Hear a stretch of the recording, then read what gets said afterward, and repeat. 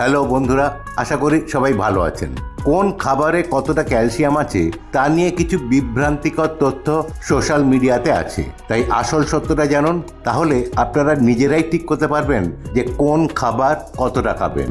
পালং শাক, অনেকেই বলেন পালং শাকে প্রচুর ক্যালসিয়াম থাকে, খাওয়া উচিত, কিন্তু এই কথাটা বিভ্রান্তিকর। কারণ আসল সত্যটা হলো পালং শাকের ক্যালসিয়ামের বায়ো অ্যাভেলেবিলিটি অর্থাৎ জৈব উপলব্ধতা মাত্র 5%। অর্থাৎ পালং শাকে যতটা ক্যালসিয়াম আছে তার মাত্র 5% আমাদের শরীরে কাজে লাগে। আমরা সাধারণত 40 থেকে 50 গ্রাম রান্না করা পালং শাক খেতে পারি, তাই তার থেকে মাত্র 5 থেকে 6 মিলিগ্রাম ক্যালসিয়াম পাওয়া যায়। তাই ক্যালসিয়ামের জন্য পালং শাক খেয়ে পেট ভরিয়ে লাভ নেই। প্রথমে একটা কথা বলে নিই, শুধু ক্যালসিয়াম খেলেই হবে না, ক্যালসিয়ামটা শরীরে শোষণ করাও দরকার, আর তার জন্য চাই ভিটামিন ডি, যার প্রধান উৎস হলো সূর্যের আলো। তাই সকালে বা বিকেলে অন্তত 15 মিনিট সূর্যের আলো নিজের ত্বকে লাগান। এবার ক্যালসিয়ামের প্রসঙ্গে আসি। সহজ করে বোঝার জন্য আমাদের আলোচনাটাকে কয়েকটা ভাগে ভাগ করে নেওয়া যাক। এর মধ্যে 4 নম্বর পয়েন্টটা খুবই জরুরি। So let's start. Number 1, calcium আমাদের শরীরে কি কি কাজে লাগে। ক্যালসিয়ামের কথা বললেই মাথায় আসে ক্যালসিয়াম আমাদের হাড় ও দাঁতকে মজবুত করে। একদম ঠিক, তবে শুধু হাড় বা দাঁত নয়, আমাদের মাসল বা পেশি, নার্ভ ও হার্ট সুস্থ রাখতে এবং রক্ত জমাট বাঁধার স্বাভাবিক প্রক্রিয়াতেও ক্যালসিয়াম গুরুত্বপূর্ণ ভূমিকা পালন করে। আর জানেন কি, আমাদের শরীরের প্রায় 99% ক্যালসিয়াম আমাদের হাড় ও দাঁতে জমা থাকে। নাম্বার 2, প্রতিদিন কতটা পরিমাণ ক্যালসিয়াম আমাদের শরীরে প্রয়োজন।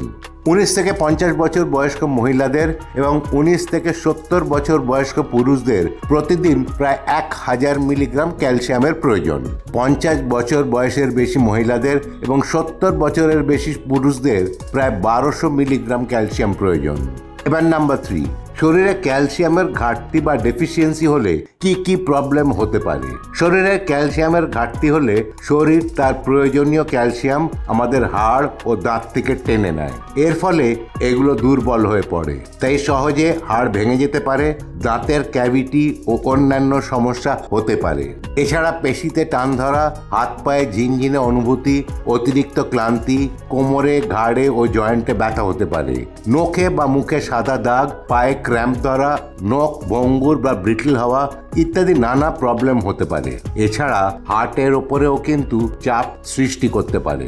নাম্বার 4, সব থেকে ইম্পর্টেন্ট, কোন কোন খাবার খেলে ক্যালসিয়ামের ডেফিসিয়েন্সি না হওয়ার সম্ভাবনা।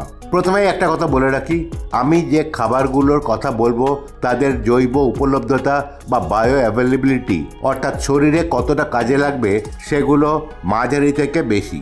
নাম্বার 1, দুধ। 100 মিলিলিটার দুধ অর্থাৎ প্রায় 100 গ্রাম দুধে প্রায় 120 মিলিগ্রাম ক্যালসিয়াম থাকে। অর্থাৎ 1 কাপ দুধ খেলে 250 মিলিগ্রাম ক্যালসিয়াম পাওয়া যায়। এছাড়া দুধের অন্যান্য প্রচুর উপকার আছে। নাম্বার 2, দই।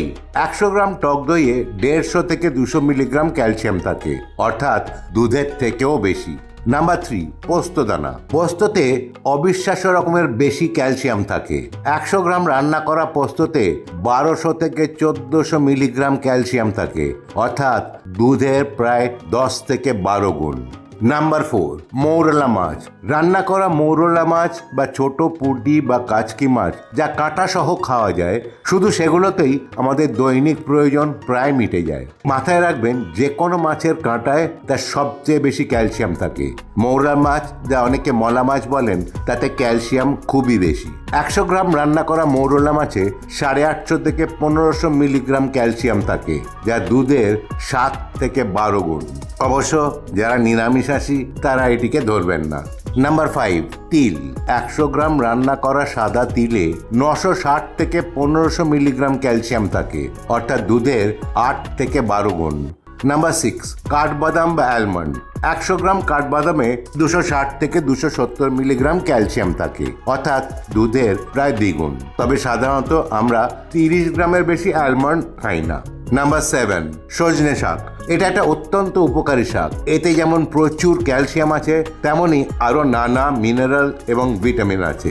100 গ্রাম রান্না করা সজনে শাকে প্রায় 250 মিলিগ্রাম ক্যালসিয়াম থাকে, অর্থাৎ দুধের দ্বিগুণ। নাম্বার 8, সোয়া চাংস বা সোয়া বড়ি, যা অনেকের কাছে নিউট্রেলা বলে পরিচিত। 100 গ্রাম রান্না করা সোয়া চাংসে 135 মিলিগ্রাম ক্যালসিয়াম থাকে। ক্যালসিয়াম ছাড়াও সোয়া চাংসে প্রোটিন, মিনারেল, ভিটামিন থাকে। তবে একটা কথা বলে রাখি, শরীর সুস্থ রাখতে হলে শুধু ক্যালসিয়াম নয়, সুষম বা ব্যালেন্স ডায়েট, নিয়মিত ব্যায়াম এবং পর্যাপ্ত পরিমাণ ঘুমেরও দরকার। শেষ করার আগে বলি, যদি আপনাদের কোনো খাবার সম্পর্কে বা কোনো খাদ্য বিষয়ক কোনো জিনিস সম্পর্কে জানার ইচ্ছা থাকে তাহলে কমেন্ট করে জানান, নিশ্চয়ই সেই ব্যাপারে ভিডিও আপলোড করার চেষ্টা করব। আশা করি এই ভিডিওর তথ্যগুলো আপনাদের উপকারে লাগবে। যদি ভিডিওটা ভালো লেগে থাকে তাহলে সাবস্ক্রাইব ও লাইক করে সঙ্গে থাকার অনুরোধ রইল। সুস্থ থাকুন, ভালো থাকুন, ধন্যবাদ।